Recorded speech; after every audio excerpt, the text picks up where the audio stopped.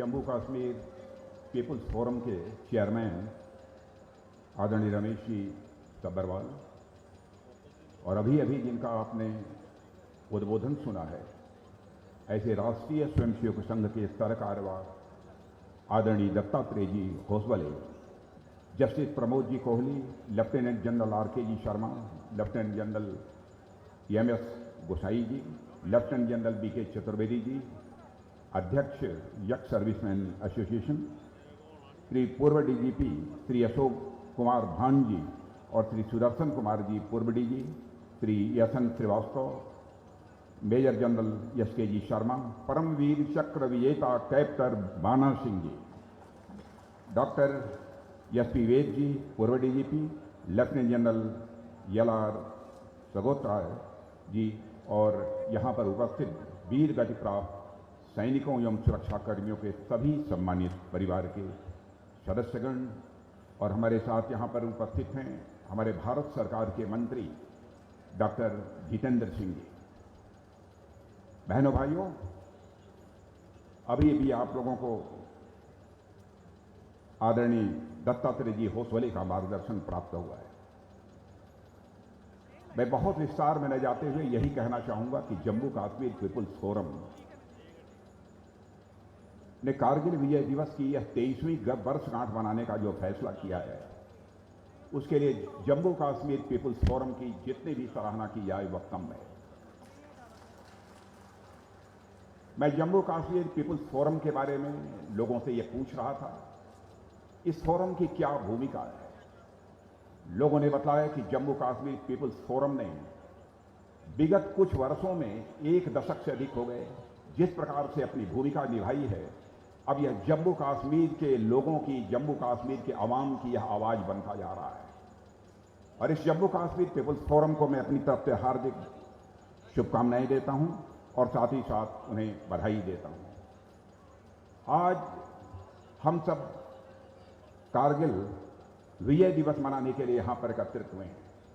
यदि हम कारगिल विजय दिवस मनाने के लिए एकत्रित हुए हैं तो हम केवल कारगिल के शहीदों की यहां पर याद नहीं करेंगे, बल्कि भारत की एकता, अखंडता और संप्रभुता के बचाने के लिए जिन लोगों ने भी अपनी शहादत दी है, उन शहीदों की स्मृति को आज हम नमन करने के लिए यहां पर एकत्रित हुए। बहनों भाइयों, मैं विचार करता हूं कि वह कौन सी ऐसी भावना है जो हमारे देश के नौजवानों को अपना सर्वस्व न्यौछावर कर देने की प्रेरणा देती है। जिस समय हम आजादी की लड़ाई लड़ रहे थे, उस समय भी हमारे देश के नौजवानों ने हंसते हंसते फांसी को, फंदे को चूम लिया था। तब जाकर भारत माता के पैरों में पड़ी गुलामी की बेड़ियां कट पाई और भारत आजाद हुआ था। आजादी हासिल होने के बाद भारत की एकता, अखंडता और संप्रभुता को बचाए रखने के लिए भी हमारे देश के बहादुर सेना के जवानों ने, अन्य नागरिकों ने जिस प्रकार का अपना बलिदान दिया है, कौन सी ऐसी भावना है जो उन्हें बलिदान देने के लिए प्रेरित करती है। मैं जब इस पर विचार करता हूं, सहज रूप से इस नतीजे पर पहुंचता हूं, राष्ट्रीय स्वाभिमान की भावना यह मनुष्य के हृदय की सबसे बलवती भावना होती है। हर व्यक्ति का अपना स्वाभिमान होता है।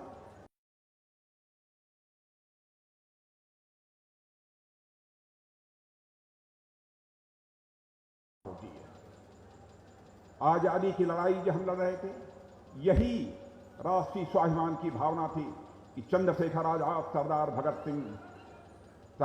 सिंह, खुदीराम बोस और अशफाकुल्ला खां जैसे नौजवानों को हंसते हंसते फांसी के फंदे को चूम लेने की प्रेरणा दी। मैं आपको याद दिलाना चाहता हूं, चंद्रशेखर आजाद की यही इलाहाबाद का कंपनी गार्डन उत्तर प्रदेश में अंग्रेज जब उनके ऊपर गोलियां चला रहे थे और जब उनके रिवॉल्वर में अंतिम गोली शेष बची,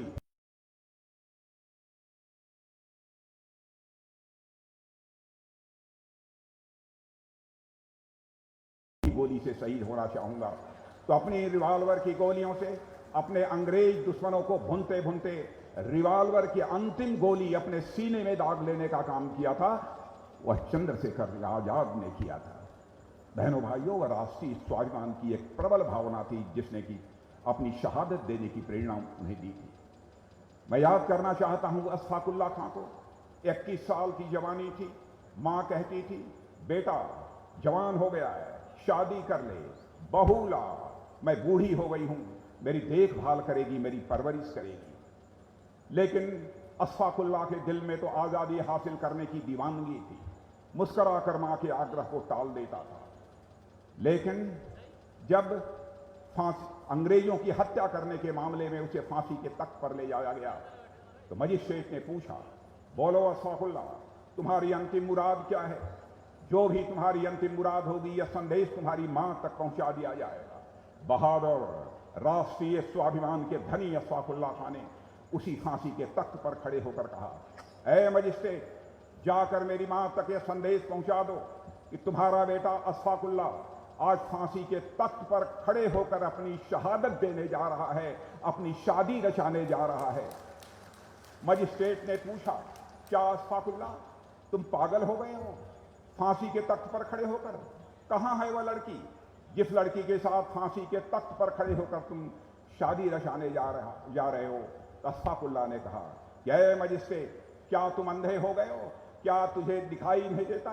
यह फांसी का फंदा, यही वह हमारी महबूबा है जिसे आज मैं अपने गले से लगाने जा रहा हूं, जिसके साथ मैं शादी रचाने जा रहा हूं।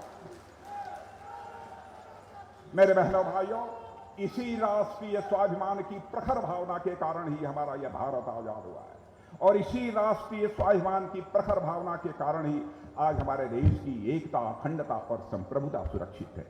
भारत की एकता, अखंडता और संप्रभुता को बनाए रखने में हमारे सेना के जवानों में जो योगदान दिया है बहनों भाइयों, भारत उसे कभी भूल नहीं सकता है। और जिन भी हमारे जवानों ने अपनी शहादत दी है भारत की एकता, अखंडता और संप्रभुता को बचाए रखने के लिए, मैं उन सारे शहीदों की स्मृति में शीश झुकाकर नमन करता हूं, और उन माताओं और उनके पिता, उनके भी चरणों में मैं शीश झुकाकर मैं नमन करना चाहता हूं, जिन्होंने ऐसे लाल पैदा किए, जिन्होंने की अपनी सीमाओं की रक्षा के लिए, देश की एकता और अखंडता की रक्षा के लिए अपना सर्वस्व न्यौछावर कर दिया है। मेरे बहनों भाइयों, आज केवल हम यहां पर कारगिल विजय दिवस मनाने के लिए एकत्रित नहीं हैं। सारे शहीद जिन्होंने की भारत की एकता, अखंडता और संप्रभुता की रक्षा की है, उनके लिए हृदय से श्रद्धांजलि अर्पित करने के लिए, उनकी स्मृति को नमन करने के लिए हम यहां पर एकत्रित हुए हैं। आप सब जानते हैं, भारत जब से आजाद हुआ है, 1948 का भारत के ऊपर कबायली हमला, और उसके बाद 1962 का चीन का भारत के ऊपर हमला, उसके बाद 1965, 1971 पाकिस्तान के साथ युद्ध, और अंतिम युद्ध जो हुआ वह 99 का कारगिल का यही युद्ध था। मैं यह मानता हूं 99 का जो कारगिल का युद्ध था वो फुल स्केल वार नहीं था, बल्कि वह एक लिमिटेड वार था। लेकिन हर वार में हमारे देश की सेना के नौजवानों ने अपनी शहादत दी है। और मेरे बहनों भाइयों, जम्मू कश्मीर और लद्दाख का यह पूरा इलाका मेन वार थिएटर बन गया। जब से आजादी हासिल हुई है तब से ये जम्मू कश्मीर, लद्दाख, ये पूरा इलाका ही, ये पूरा मेन वार थिएटर बना हुआ है। आजादी के बाद से बराबर इस इलाके पर दुश्मनों की गिद्ध दृष्टि लगी हुई थी, लेकिन अपने पराक्रम और बलिदान से के परिणाम स्वरूप यह हमारे दुश्मनों के मंसूबों को नाकाम करने का काम हमारे देश की सेना के जवानों ने किया है। बहनों भाइयों, मैं यहां कुछ प्रमुख घटनाओं की चर्चा करना चाहता हूं। साथियों, सेनाओं में तो कई ऑपरेशन हुए हैं, हो रहे हैं, और भविष्य में भी जरूरत पड़ी तो होते रहेंगे। लेकिन यहां पर ऑपरेशन विजय नाम से जो एक ऑपरेशन हुआ था, उसकी मैं यहां पर चर्चा करना चाहता हूं। शायद बहुत कम लोगों को मालूम होगा कि सैनिकों के द्वारा जो ऑपरेशन किए जाते हैं, तो ऑपरेशन विजय का यह पहला नाम कब लोगों के सामने आया? आप सबको मालूम है, राजौरी जिला इसी जम्मू के अंदर है, छोटी सी जगह है झंगड़। झंगड़ में 1948 में जब कबायलियों ने कब्जा कर लिया था बहनों भाइयों, तो उसमें उस कब्जे से झंगड़ को छुड़ाने की जिम्मेदारी यदि किसी को सौंपी गई थी तो ब्रिगेडियर उस्मान को यह जिम्मेदारी बहनों भाइयों सौंपी गई थी। और ब्रिगेडियर उस्मान ने जिस बहादुरी का परिचय दिया था, उसकी दास्तां से मैं समझता हूं जम्मू कश्मीर ही नहीं बल्कि पूरे हिंदुस्तान की जनता अच्छी तरह वाकिफ है। और उन्होंने संकल्प लिया था, जब तक झंगड़ पर भारत का झंडा नहीं फहरा लूंगा, तब तक मैं पलंग पर नहीं सोऊंगा। यह संकल्प लेने वाला भी कोई था तो वह ब्रिगेडियर उस्मान थे बहनों भाई। यहीं पर मुझे याद आ जाती है महाराणा प्रताप की। महाराणा प्रताप ने भी यह संकल्प लिया था कि जब तक मेवाड़ को मैं आजादी नहीं दिला लूंगा तब तक मैं पलंग के ऊपर नहीं सोऊंगा। वैसा ही संकल्प ब्रिगेडियर उस्मान ने भी लिया, जब तक झंगड़ के ऊपर भारत का झंडा नहीं फहरा लूंगा तब तक मैं पलंग पर मैं नहीं सोऊंगा। यह ब्रिगेडियर उस्मान का यह संकल्प। कल्पना करिए कैसे जीवट के यह तब सारे लोग थे। 1948 में झंगड़ के कब्जे के बाद ब्रिगेडियर उस्मान को वीर गति प्राप्त हुई और उन्हें महावीर चक्र से सम्मानित किया गया था।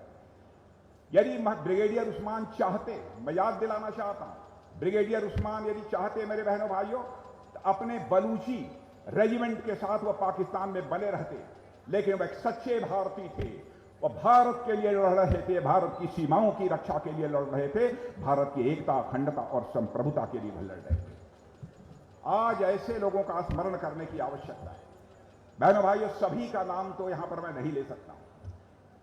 कई नामों की चर्चा हमारे आदरणीय दत्तात्रेय जी होतवले ने आपके सामने की है। मेजर सोमनाथ जी शर्मा, उनके कंट्रीब्यूशन को, उनके योगदान को यह देश कैसे भूलेगा। हम उन्हें कभी नहीं भूल सकते। उन्हें वीरता के लिए परम वीर चक्र से उन्हें सम्मानित किया गया था और यह परम वीर चक्र प्राप्त करने वाले वह पहले हमारे भारत के नागरिक थे। और बहनों भाइयों, आज जो जम्मू कश्मीर का स्वरूप है, इस स्वरूप को बचाए रखने में, बनाए रखने में बहुत बड़ा योगदान है हमारे भारत के सेना की नौजवानों का योगदान है। मैं याद दिलाना चाहता हूं 50 के दशक में पाकिस्तान की ओर से जम्मू कश्मीर में कोई कार्रवाई नहीं की गई, कोई खास कार्रवाई नहीं हुई। छोटी मोटी यदि कुछ गतिविधियां हुई हों तो मैं नहीं कह सकता, लेकिन मगर चीन ने लद्दाख में कई ऐसी गतिविधियां की 1962 की। अब मैं आपको याद दिलाना चाहता हूं, जिससे यह साफ हो गया था कि चीन के इरादे नेक नहीं हैं। और उसमें पंडित जवाहरलाल नेहरू हमारे भारत के प्रधानमंत्री थे। बहुत सारे लोग पंडित जवाहरलाल नेहरू की आलोचना करते हैं। मैं भी एक विशेष राजनीतिक दल से आता हूं। मैं भारत के किसी भी प्रधानमंत्री की आलोचना नहीं करना चाहता और किसी प्रधानमंत्री की नीयत पर मैं कोई सवाल या निशान भी नहीं लगाना चाहता हूं, क्योंकि मैं जानता हूं नीयत में किसी की खोट नहीं हो सकता है। नीतियों को लेकर विवाद हो सकता है, नीतियों को लेकर तो हम आलोचना कर सकते हैं, लेकिन किसी की नीयत के ऊपर मैं कोई सवाल या निशान नहीं लगाना चाहता। लेकिन 1962 में हम लोगों को जो खामियाजा भुगतना पड़ा है, उससे आप सभी अच्छी तरह परिचित हैं और उसकी भरपाई मैं मानता हूं आज तक नहीं हो पाई है। लेकिन आज भारत जिस तेजी से साथ आगे बढ़ रहा है, और आज मैं रक्षा मंत्री होने के नाते डंके की चोट पर कहना चाहता हूं बहनों भाइयों, भारत अभी हमारा कमजोर भारत नहीं रहा है। भारत अब दुनिया का ताकतवर देश बनता जा रहा है। भारत अब दुनिया का ताकतवर देश बन जाता जा रहा है। आपकी मुराद आज नहीं तो कल पूरी होगी। इस भरोसे और विश्वास के साथ हर भारतवासियों को अपने मजबूत दमखम के साथ खड़े रहने की आवश्यकता है। मैं ऐसा मानता हूं। रिजांगला की लड़ाई भूल सकता है कोई? 1962 में बहनों भाइयों, रिजांगला का क्षेत्र जाकर कोई देखे। जब पहली बार रक्षा मंत्री की जिम्मेदारी संभालने के बाद मैं जब लद्दाख गया, लोगों ने बताया साहब रिजांगला में हमारे 114 जवानों ने अपनी शहादत दी थी और अपने से 10 गुना अधिक चीन की फौज से उन्होंने संघर्ष किया था और चीन की सेना को आगे बढ़ने से रोकने का काम यदि किसी ने किया था तो हमारे उस समय के बहादुर मेजर शैतान सिंह के नेतृत्व में 120 जवानों की टुकड़ी थी, उसी ने उन्हें रोका था। लेकिन मेजर शैतान सिंह सहित मेरे बहनों भाइयों 114 जवानों ने अपनी शहादत दी थी उस सीमा को बचाने के। रिजांगला मुझे यह बतलाया गया कि वहां पर इतनी बड़ी शहादत हमारे सेना के जवानों की हुई है, लेकिन जैसा एक मेमोरियल होना चाहिए, युद्ध स्मारक होना चाहिए, वहां पर नहीं है। एक छोटा सा एक स्मारक वहां पर बना हुआ है। हमारे साथ आर्मी चीफ भी थे और मैंने कहा कि नरवणे जी, चाहे जितना भी पैसा लगेगा, एक भव्य स्मारक रिजांगला की धरती पर खड़ा होना चाहिए। क्योंकि दुनिया में जितनी भी लड़ाइयां हुई हैं मेरे बहनों भाइयों, दुनिया में जितनी भी लड़ाइयां हुई हैं उनमें कठिन लड़ाइयों में से एक रियांगला की भी लड़ाई रही है कि अपने से 10 गुना अधिक सेना के जवानों को आगे बढ़ने से रोक दिया। मेजर शैतान सिंह के नेतृत्व में हमारे सेना के जवानों ने, कैसे उसे कोई भूल सकता है। जब वह स्मारक रियांगला में बन गया तो मैंने कहा कि उसका उद्घाटन करने के लिए मैं स्वयं जाऊंगा। हमारे साथ आर्मी चीफ, उस समय के chief of defence staff general Bipin Rawat और कई सेना के अधिकारी गए। और बहनों भाइयों, जाकर वहां का दृश्य देखा, जिस तरीके से रह रहकर वहां पर तूफान खड़ा हो रहा था, मैं ये कल्पना नहीं कर पा रहा था किन परिस्थितियों में हमारे सेना के जवानों ने यह युद्ध लड़ा है। कल्पना में नहीं कर पा रहा। उसी समय मैंने देखा कि एक हमारे सेना के जवान, सेना के अधिकारी थे, ब्रिगेडियर जटर, वह व्हील चेयर पर बैठे हुए आ रहे थे। मैंने पूछा कि यह कौन है? सिविल ड्रेस में थे, मैं पहचान नहीं पाया। किसी ने कहा कि उसी ब्रिगेड के यह भी हैं ब्रिगेडियर जटर, जो कि आज यहां पर शहीद जवानों को अपनी श्रद्धांजलि अर्पित करने के लिए आए हैं। बहनों भाइयों, उनकी व्हील चेयर को मैंने अपने हाथों से पकड़कर उनको आगे बढ़ाना प्रारंभ किया था और स्वाभाविक रूप से मेरा हाथ उनके चरणों पर चला गया। भूलना नहीं चाहिए बहनों भाइयों। और मैं कहता हूं, हमारे शहीद परिवारों के जो लोग यहां पर बैठे हैं, सरकार कुछ जितना हो सकेगा, जितना हो सकता था किया होगा, नहीं किया होगा। मैं कोई बात दावे के साथ यहां नहीं कहना चाहता हूं, लेकिन जनता की भी यह जिम्मेदारी बनती है कि शहीद परिवारों को भरपूर सम्मान दिया जाना चाहिए। बहनों भाइयों, जो भी मदद हो सकती है इन शहीद परिवारों की मदद करना, यह इस भारत की एक एक नागरिक की यह जिम्मेदारी बनती है। यदि हम इस जिम्मेदारी का निर्वाह करते हैं तो मैं यह मानता हूं कि हम राष्ट्र के प्रति अपनी जिम्मेदारी का निर्वाह कर रहे हैं। यदि हम शहीद परिवारों के प्रति अपनी जिम्मेदारी का निर्वाह करते हैं। 1971 में, वैसे तो आपको मालूम है 65 और 71 दोनों की लड़ाई में पाकिस्तान को मुंह की खानी पड़ी थी, लेकिन 1970 में डिसाइसिव तरीके से, निर्णायक तरीके से भारतीय सेनाओं ने पाकिस्तान को हराया था और अपनी कन्वेंशनल सुपीरियॉरिटी, पारंपरिक अपनी सर्वोच्चता, सुपीरियॉरिटी उन्होंने स्थापित कर दी। 91,000 की संख्या में पाकिस्तान की सेना के लोग बंदी बनाए गए और अभी हाल में ही 1971 की विजय की स्वर्ण जयंती मनाई गई है। भारतीय जवानों के शौर्य गाथा की बहुत ही विस्तार पूर्वक उसमें चर्चा हुई है। बांग्लादेश के मुक्ति वाहिनी योद्धाओं की बहादुरी, मैं इसकी भी यहां पर चर्चा करना चाहूंगा।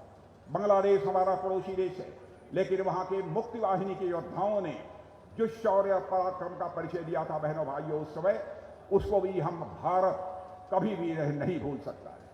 जब पिछले वर्ष जब उसकी स्वर्ण जयंती मनाई गई थी, उसमें मुक्ति वाहिनी योद्धा परिवारों से भी कुछ लोग आए थे। बहनों भाइयों, जब मैं उनसे बात कर रहा था, मैं देख रहा था उनकी आंखों में चमक थी, जो उनके तेवर मैंने देखा तो मैंने कहा कि यह 85 साल 88 साल के लोगों के आंखों में यह चमक है और उनके चेहरे पर वह तेवर यदि दिखाई दे रहा है। जहां पर भी, जिस देश में ऐसे नागरिक पैदा होते रहेंगे, दुनिया की कोई भी ताकत उस देश की ओर आंख उठाकर देखने की जरूरत नहीं कर सकती है। बहनों भाइयों, हमारा पड़ोसी देश पाकिस्तान है। हम अपने पड़ोसी देशों के साथ अच्छे रिश्ते बनाकर रखना चाहते हैं। हमारे आदरणीय अटल बिहारी वाजपेयी जी कहा करते थे, जिंदगी में दोस्त बदल सकते हैं लेकिन कभी पड़ोसी नहीं बदल सकता है।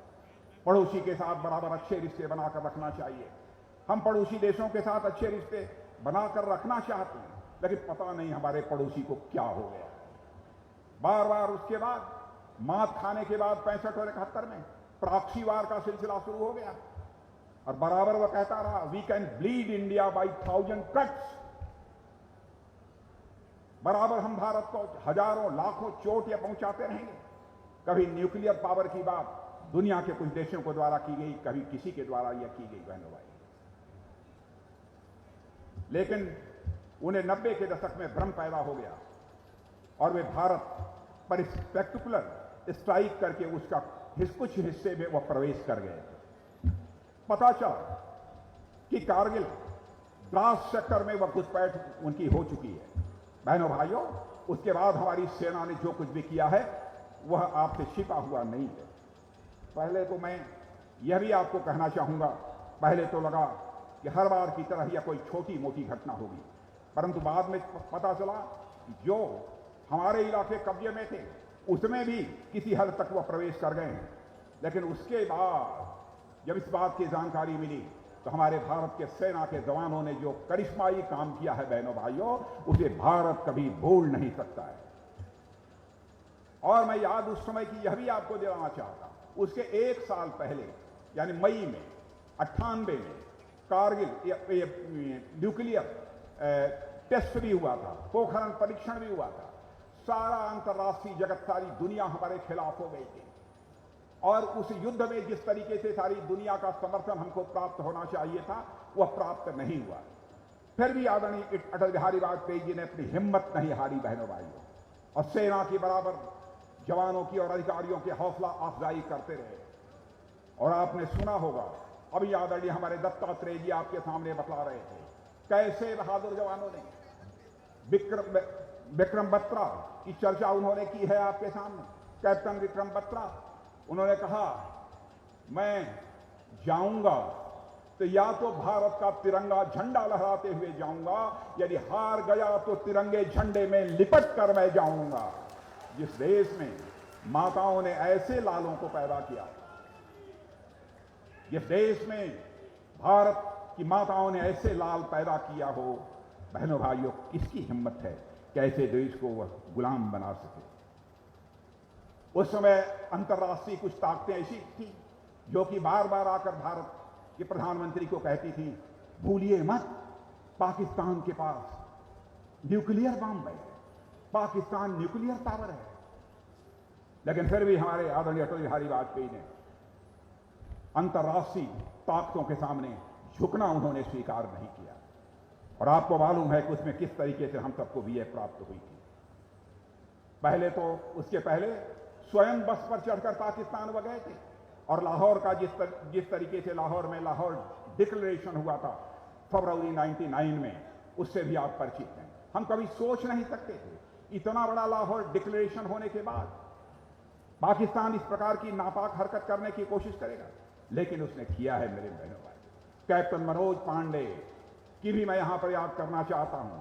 खलबार हिल्स पर कब्जा करने के दौरान उनको वीर गति प्राप्त हुई थी, परमवीर चक्र भी उन्हें मिला हुआ था। राइफलमैन संजय कुमार को भी बहादुरी के लिए परमवीर चक्र उस समय प्राप्त हुआ था। ये सभी सैनिक भारत के युवाओं के लिए, भारत के नौजवानों के लिए प्रेरणा के स्रोत हैं मेरे बहनों भाइयों। और आप जानते हैं अंततोगत्वा भारत को कारगिल युद्ध में विजय प्राप्त हुई थी। और मैं विश्वास के साथ कहना चाहता हूं कि आगे भी यदि हमारी विदेशी ताकतों ने हमारी तरफ आंख उठाकर देखने की कोशिश की और यदि जंग हुआ तो फिर से विजय प्राप्त होगी, तो भारत को विजय प्राप्त होगी, यह मैं विश्वास के साथ कह सकता हूं। आज यहां मैं एक बात की और मैं चर्चा करना चाहता हूं। जब भी पाकिस्तान के साथ हमारा युद्ध हुआ है, चाहे चीन के साथ हमारा युद्ध हुआ है, जम्मू कश्मीर की जनता बराबर सेना के जवानों के साथ खड़ी रही है। कुछ लोगों की बात छोड़ दीजिए, चाहे हिंदू रहा हो चाहे मुसलमान रहा हो, सभी भारत के सेना के जवानों के साथ खड़े रहे हैं बहनों भाइयों। हम इसको नहीं भूल सकते। प्रारंभ से ही जिस पंडित श्यामा प्रसाद मुखर्जी की चर्चा अभी आदरणीय दत्तात्रेय होसबोले जी ने की है, उनके द्वारा हमारे वहां पंडित प्रेमनाथ जी डोंगरा, सब लोग ये कहते थे धारा 370 का यह आर्टिफिशियल लीगल बैरियर क्यों होना चाहिए जम्मू कश्मीर के साथ। क्या एक आंगन में यदि 4 कोने होते हैं तो 4 कोनों में क्या कोई स्पेशल कोना हुआ करता है? क्या किसी मां के 4 औलादें हुआ करती हैं तो 3 औलादें नालायक होती हैं और एक लड़का कोई स्पेशल, कोई नौजवान या स्पेशल औलाद हुआ करती है? ऐसा कभी नहीं होता है। इसलिए उस समय भारत भी सोचता था। डॉक्टर श्यामा प्रसाद मुखर्जी, पंडित प्रेमनाथ जी डोंगरा जैसे लोगों ने उस समय नारा जो दिया था, उसकी याद आपको अच्छी तरह होगी। 2 विधान 2 निशान 2 प्रधान भारत में नहीं चलेंगे। और बहनों भाइयों, समय की प्रतीक्षा थी, सरकार बन गई।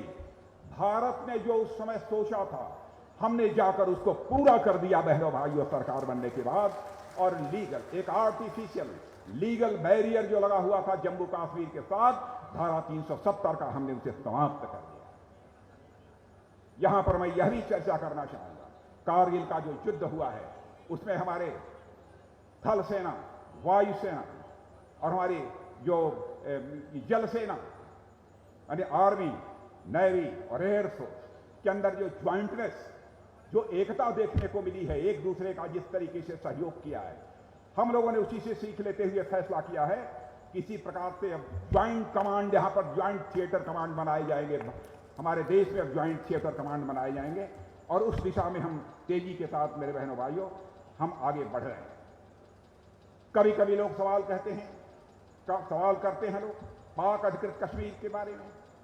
पाक अधिकृत कश्मीर के बारे में आपको याद है भारत की संसद ने प्रस्ताव पारित किया था और आज भी वह संकल्प हम सबको याद है।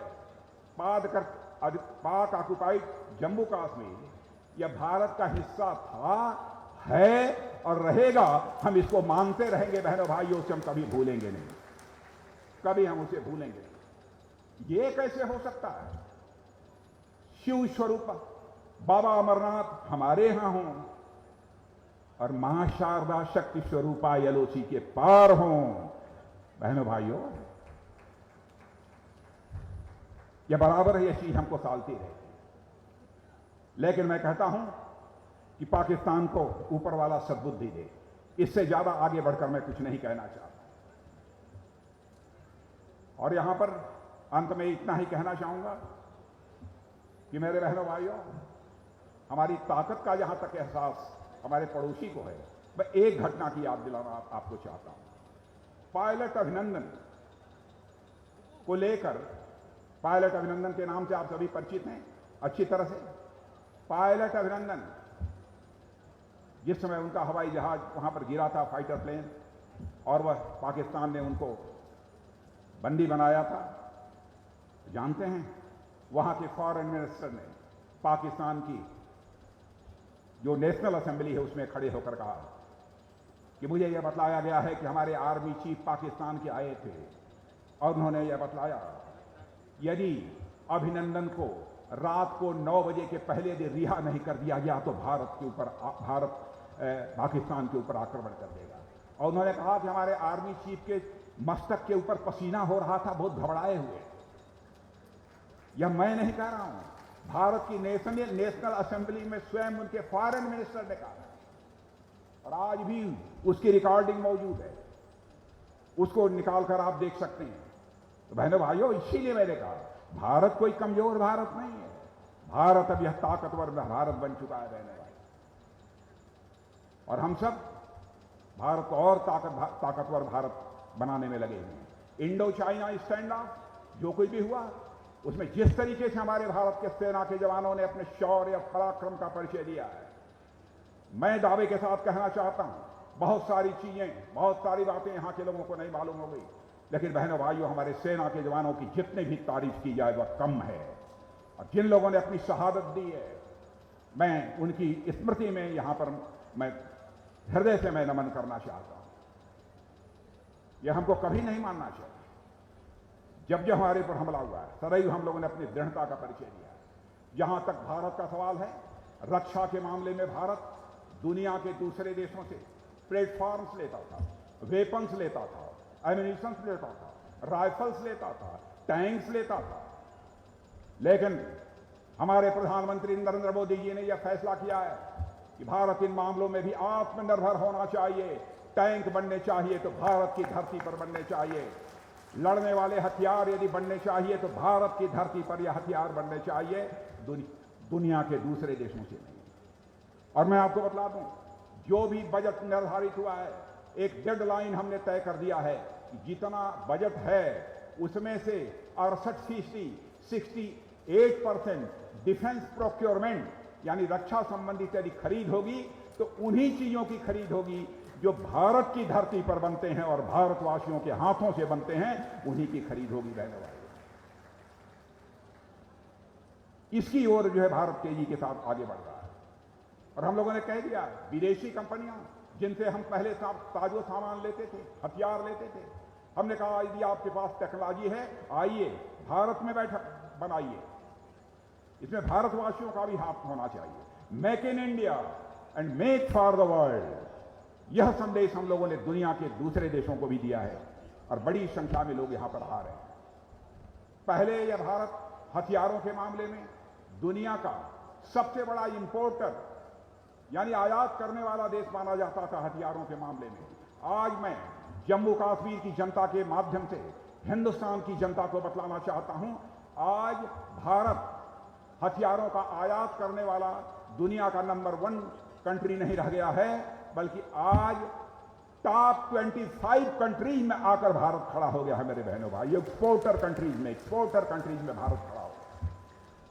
हम तो उस दिन की प्रतीक्षा कर रहे हैं, जब भारत दुनिया का नंबर 1 एक्सपोर्टर कंट्री बनकर खड़ा होगा। और 8 वर्षों के अंदर जहां पर पहले 1,500 पौने 2,000 करोड़ का एक्सपोर्ट होता था भारत से, आज हमने इतने ही दिनों के अंदर 13,000 करोड़ से अधिक का एक्सपोर्ट करना प्रारंभ कर दिया है। और हमने लक्ष्य निर्धारित कर दिया है कि अब 2025 समाप्त होते होते 25-26 तक हमारा एक्सपोर्ट 35,000 से लेकर 40,000 करोड़ तक पहुंचना चाहिए। 35,000 करोड़ से लेकर 40,000 करोड़ तक यह पहुंचना चाहिए, यह भी मैंने कहा है। मेरे बहनों भाइयों, आप सबको इतना ही मैं आश्वस्त करना चाहता हूं कि हमारा देश तेजी के साथ आगे बढ़ रहा है। अंतर्राष्ट्रीय जगत में हमारे प्रधानमंत्री नरेंद्र मोदी जी के नेतृत्व में भारत की प्रतिष्ठा बढ़ी है। पहले अंतर्राष्ट्रीय मंचों पर भारत कुछ बोलता था, दुनिया भारत की बातों को गंभीरतापूर्वक नहीं लेती थी, लेकिन आज यदि अंतर्राष्ट्रीय मंचों पर भारत कुछ बोलता है तो दुनिया कान खोलकर सुनती है कि भारत बोल क्या रहा है। बहनों भाइयों, यह भारत की हैसियत सारी दुनिया में बनी है। भारत आगे बढ़ रहा है, और भारत यदि आगे बढ़ रहा है तो केवल सरकार के कारण नहीं, जनता का सहयोग प्राप्त हो रहा है, इसलिए भारत आगे बढ़ रहा है। इसलिए एक यहां पर मैं कविता की चर्चा करना चाहूंगा। देश टूटे